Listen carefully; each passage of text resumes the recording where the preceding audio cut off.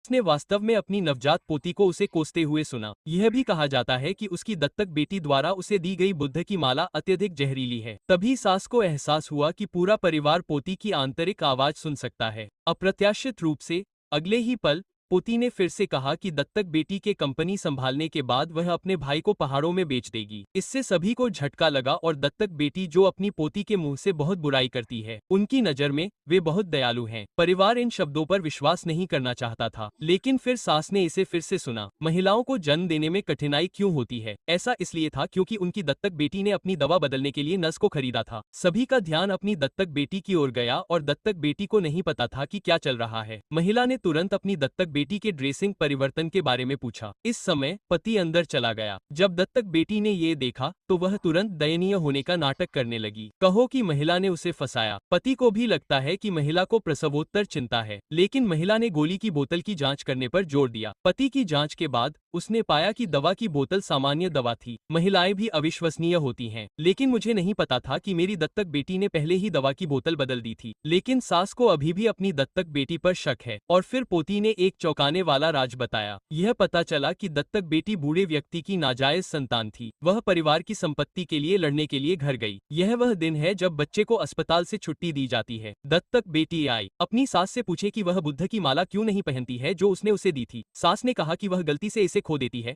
लेकिन उसने कुछ दिनों पहले बुद्ध की माला को परीक्षण के लिए लिया। यह पाया गया कि इसमें वास्तव में बहुत अधिक जहर था और अपनी पोती की आंतरिक आवाज सुनने में सक्षम होने के लिए धन्यवाद। सास बच गई।